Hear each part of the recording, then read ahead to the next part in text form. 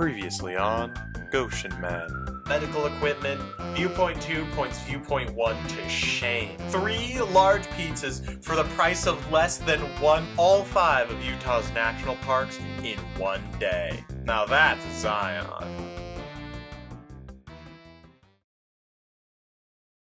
Where I had left off last time, I had just finished the insane day of visiting all 5 of Utah's national parks in one day. I was in Hurricane, and the plan for the next few days was to go back and revisit some of the parks I had kind of skipped over in that day. First up was Zion. And apparently that's actually how you pronounce it, not Zion. Please pronounce things normally, Utah, I'm begging you. Then I began to drive over to Zion.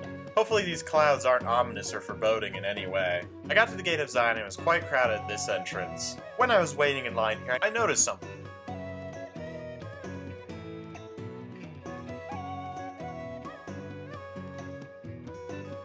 I get into Zion.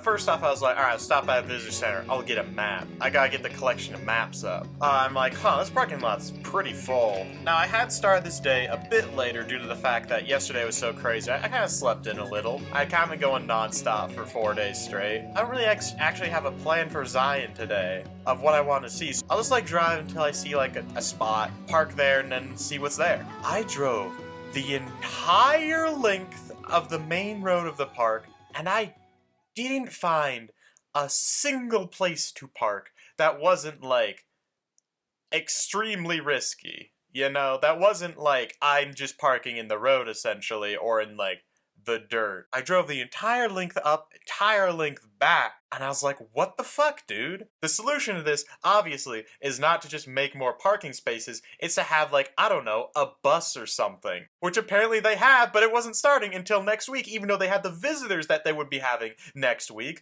Like, they had, like, close to peak visitors, but they didn't have the bus running, because I guess it technically wasn't peak season yet. So, thanks, car-centric America. Because, yeah, obviously you're not going to build more parking lots because there's so little space that you can use already. And you don't want to just destroy more of Zion because it looks amazing. Like, look at Zion. It's incredible. I really wish I could have experienced more of it, but I didn't want to just spend all day zip-zapping back and forth. So, yeah, here I am. I guess I'll just go back to the visitor center parking lot because I found a space there, and then I'll, like, hike on the trails nearby, even though those are kind of, like, not the most exciting, but it'll be something to do, I guess. So I got back to the visitor center. That lot was full too, so I was just like, alright, fuck this, I'm just leaving, I guess. And then, yeah, I left, and I looked at the gate, and they were still letting more people in. Why? I'm sure there's something I could have done in the area, you know? But I was just kind of beat. I went back to my hotel and just ate leftover pizza for the day, because I was just beat, and I was like, Kind of an anticlimactic day, but yeah. Zion is like, it's the first national park where I would rank it completely differently based on how it's run versus the nature, you know what I mean? Like the others, even if like the service isn't like 100% great or like the way it's maintained isn't 100%, it's not enough to be like, oh yeah, this is bad. Like Zion was bad. Holy shit. Cause like nature-wise, S tier. Management-wise, F. Yeah, like, just run the bus. I don't know. I'd figure something out, man. The next day, though, I was heading back to check out Bryce, and this time I was going to take the quick route rather than the route through Zion. And when I was driving that route, I saw this sign, and I kid you not, I did, like, not a U-turn, but the first, like, kind of dirt patch I found I could turn around in on the side of the road, turned around, just so I could see that this sign said what I thought it did. Now, I think it has something to do with, like, testing, I don't know, like, probably how good of breeding stock it is or whatever, but it's still just a bizarre sign to see in the middle of nowhere. Then after driving through Panguitch, or however you pronounce it, drive through the Red Canyon for a second time, and then get to Bryce Canyon. Now Bryce, thankfully, did not disappoint me. My plan to visit it, much like a lot of the other national parks, is to drive to the end of the road, and then kind of work my way back. So I drove to the end, checked out Yovimpa Point, walked through the snow.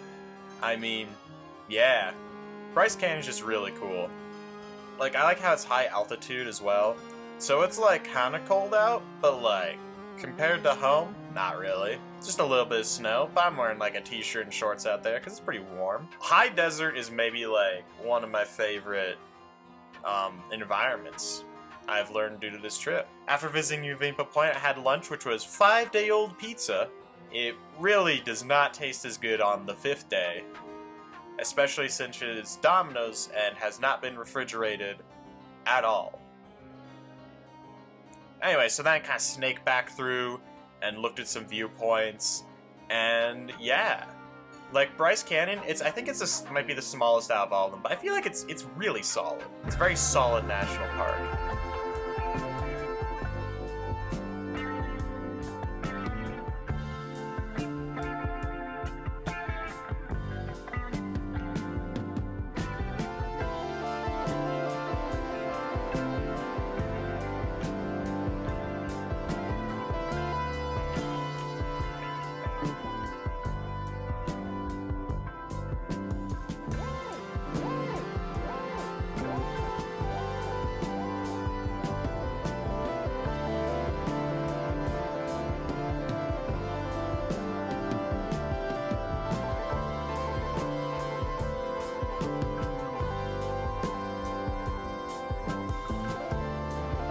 Okay, but are there some trails where you can walk through the hoodoos, which is what these sandstone formations are called? And there are, and that's what I did for the rest of the day. I don't really have a lot to say about it. I mean, it just kind of speaks for itself, I feel like. It's got the wide sweeping views. It's basically the same view from different angles, but it's a good view.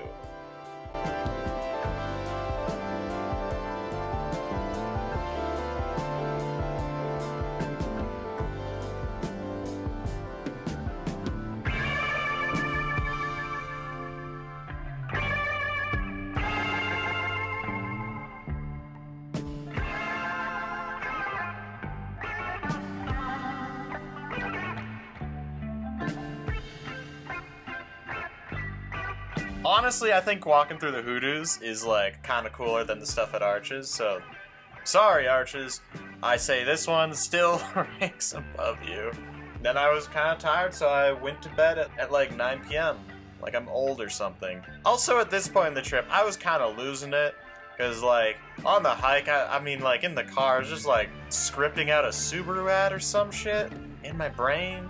Something about how, like, oh yeah, dude, my 30-year-old Subaru has gone 300,000 miles, still works. Something along those lines. Subaru should hire me for their marketing department, and I wouldn't try to sell their new cars with their new cars. I'd try to sell their new cars with my old 1992 Subaru. Be like, this thing still runs. Get a Subaru. Anyways, I was kind of losing it. I was planning on going to Capitol Reef, but then, stuff, and I just went home. I went all the way from, like, just outside Bryce, home. But I did take the scenic route past Capitol Reef this time, which I didn't do on the all-in-one day. And, yeah, dude, just take the scenic route. I said it in the other video. It's worth the extra 20 minutes, trust me. I ended up driving, I saw these, like, sweeping views. I'm saying a lot of similar things here, but then I also saw this aspen forest, which was pretty cool. That was, like, a little new piece of scenery for me. And I drove through this, like, windy road.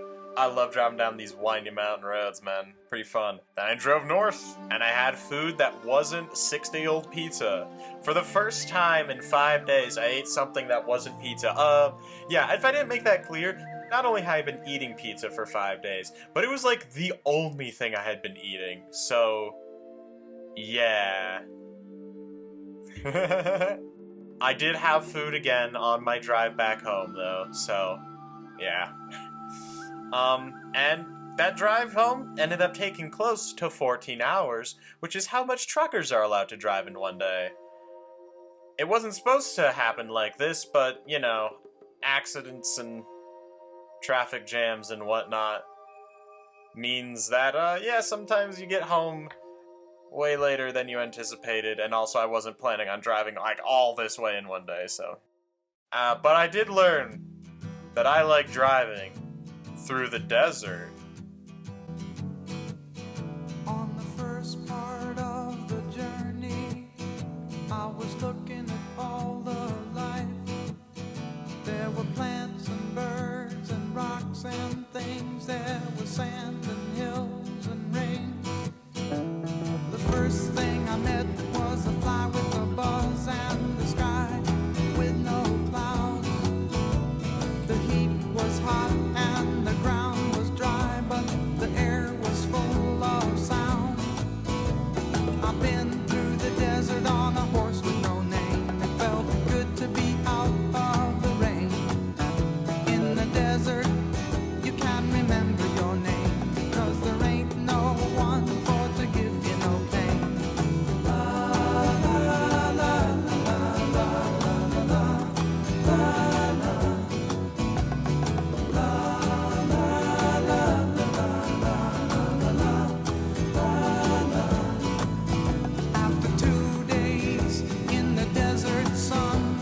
my skin began to turn red. After 3 days in the desert fun, I was looking at a riverbed, and the story it told of a river that flowed made me sad to think it was dead. You see, I've been through the desert on a horse with no name. It felt good to be out of the rain. In the desert, you can't remember your name, 'cause there ain't no one for to give you no pain.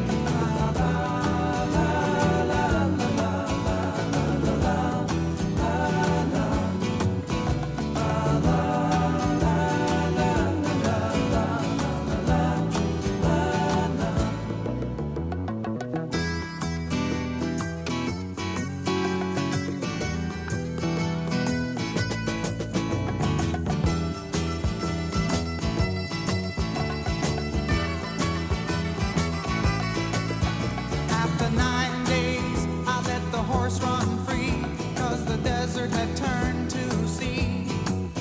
There were plants and birds and rocks and things. There was sand and hills and rings. The ocean is a desert with its life underground and a perfect disguise above. Under the cities lies a heart made of ground, but the humans will give no love. You see, I've been through the desert on a horse with no name. It felt good to be out of the rain. In the desert, you can't remember your name, 'cause there ain't no one for to give you no pain.